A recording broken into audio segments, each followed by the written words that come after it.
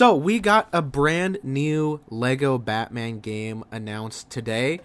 That's super exciting. I grew up loving Lego games, loving the Lego Batman games specifically. I'm currently playing through all of them and reviewing them on this channel, so if you want to see that, you should subscribe and check out my other videos. But there's a lot of confusion, I think, at least in my friend group and from things I've seen online about what this game is and how it's going to work. So I thought I might as well just go over it because I think I have a pretty good grasp on what's happening here. So the first thing to go over is that this is going to be an original Batman story. I know there's a lot of confusion because this game was rumored to be an adaptation similar to the Skywalker saga of all of the Batman games, and the trailer very clearly is recreating a lot of scenes from various Batman movies. But the official website confirms that we'll be fighting the Joker, the Penguin, Mr. Freeze, Poison Ivy, Bane, and that we'll be going through a Batman story that seems to be covering his entire life. That's why it's called The Legacy of the Dark Knight. So they're creating a new narrative that touches on a lot of high notes and iconic moments from, the developers specifically said, various films and video games and other source materials. I'll go over that more because there are a couple things I haven't seen anyone talk about, but I'll just talk about the trailer really quick. This opening scene here in the crate is very clearly recreating the dock sequence from Batman Begins, as we even see more of it later on. It looks like a lot of the bat suit that we'll be seeing in this game is going to be Battinson's, but more suits are featured in the trailer. We then move on to Batman's training sequence with the League of Shadows, and even his speech to Alfred on the plane, and the cave exploration when he first finds the Batcave is very clearly also taken from Batman Begins. We see that there's going to be gliding, like in the Arkham games, and if you look to the left, there is a sign that says Shirley's Music, which is a reference to Shirley Walker, the composer of the soundtrack for Batman in the Animated Series, created a lot of the iconic tracks.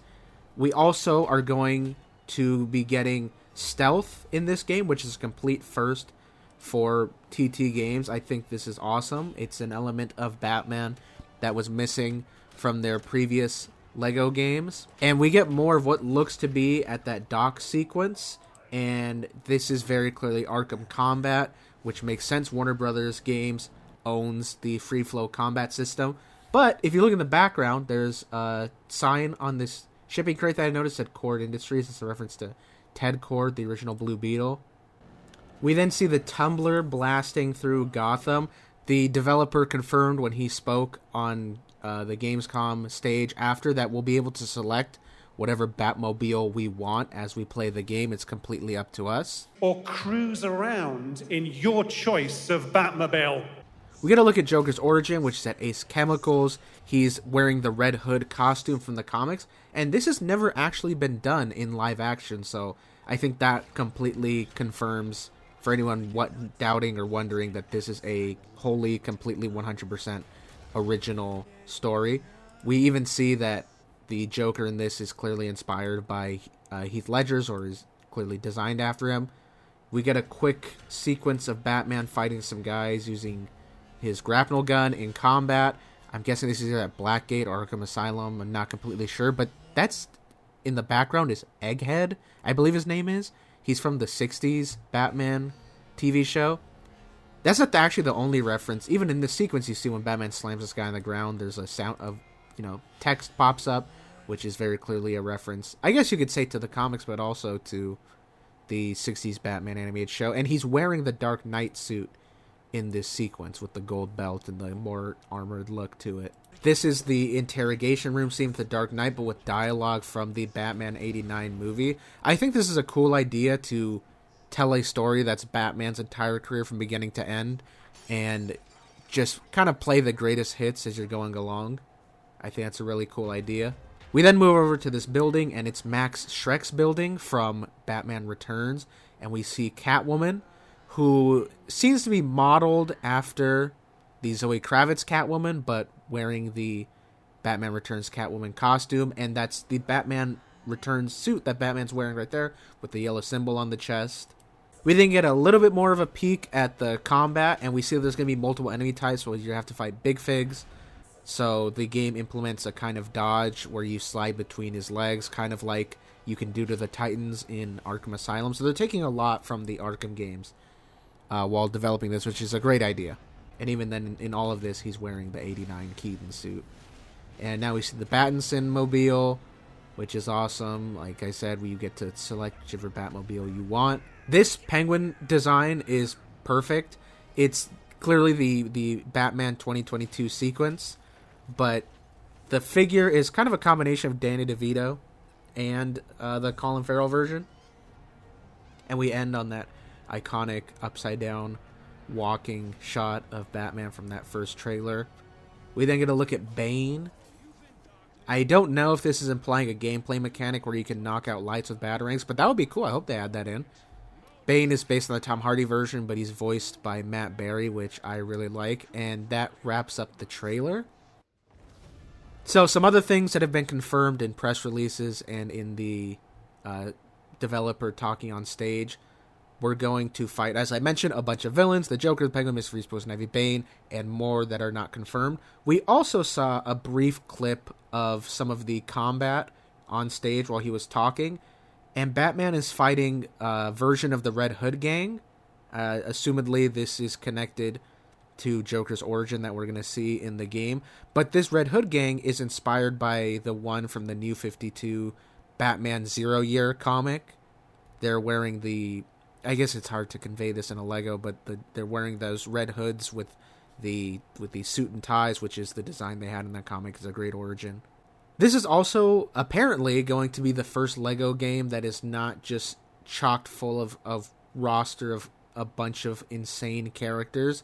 From what we've heard and what we've seen, there's going to be 7 playable characters in this game. So obviously we're going to be able to play as Batman, but also Nightwing, Robin, Talia al Ghul, which is a crazy one, Batgirl, Commissioner Gordon, and Catwoman. I believe that's all that they mentioned. Each character is going to have their own unique abilities and gameplay mechanics.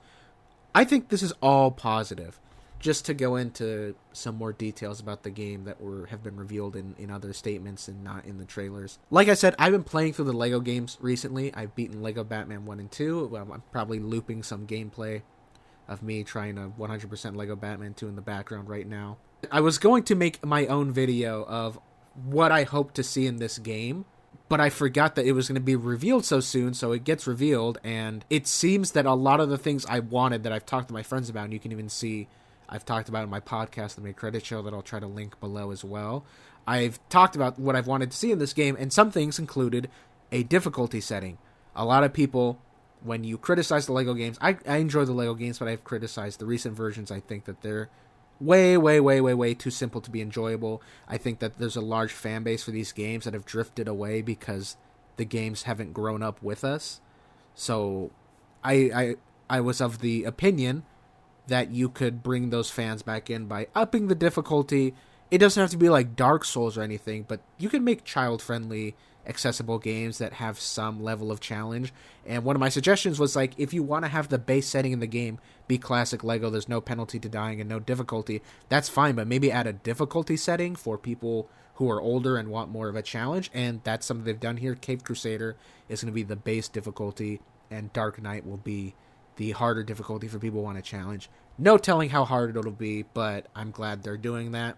Like I said, I just beat Lego Batman 2, and something that was kind of unfortunate to me as I'm unlocking all the characters is that in the first Lego game, there's a lot of uniqueness and about every single character, because this is a much smaller roster. It's like 40 to 50 characters tops, and every single one has a little bit of specialness to them that sets them apart from other characters in the game.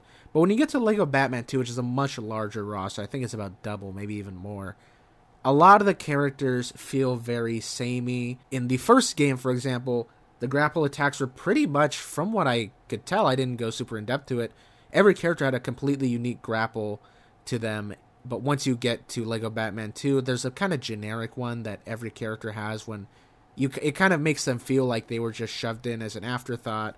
The animations for the combat were less interesting, and a lot of them just play very much the same. So I think it's cool that they've decided to pull back and focus on a couple core characters and make them all feel distinct in their own way. I'm completely fine trading in 300 plus characters for 7, who everyone's going to have their own gadgets. Nightwing, I'm assuming, will have the Eskrima sticks. They've said Catwoman will have her whip. Obviously, Batman will have his grapnel gun. We also see him using the explosive gel in the trailer, and Robin will have the line launcher, which, of course, is heavily associated with him ever since Arkham City. He, drops it off to Batman, and it's been one of his core gadgets whenever he's playable ever since then. Overall, I really like everything that I've been seeing from this game. I think adding a more intricate combat system, adding a cool open world that's easier to traverse. Just to go over real quick, Lego Batman 2, fully open world. The flying in that game is atrocious. It is so hard. So, hopefully they just completely rip the gliding from the Arkham games, and that will fix a lot of those problems.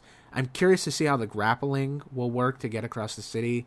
Hopefully, again, it's more like Arkham where you can grapple onto any ledge, not just predetermined grapple points. I think a lot of this is going to come down to how they manage to pull it off. But I think if they really nail what they're going for, that what they've presented in this trailer, that this game is going to be a huge hit for them. I know Traveler's Tales took a bit of a loss on the Rise of Skywalker. From my understanding, I think that game didn't do very well, and the whole future of the studio was in question. I do think that if this game is pulled off well and it's received well by fans, that it'll be a big hit for them and could just spell a very positive future for the company as a whole. More interesting games that are not afraid to be so simplistic and kind of copy and paste. But that all remains to be seen. The leaks were saying that it was going to come out in Q1 of 2026, so January, February, March. We'll see. I hope it comes out soon. The sooner the better. I can't wait to get my hands on this. As I've mentioned before, I'm playing through all the LEGO games right now. If you want to see that, I have full playthroughs, hours and hours long, on my channel of a bunch of games, but specifically LEGO Batman 1 and 2 right now, and reviews coming out for everything I play. So, look for that. I likely won't be doing a bunch of breaking news. This just happened to be something I really wanted to talk about, so I thought that would be fun. Alright, goodbye.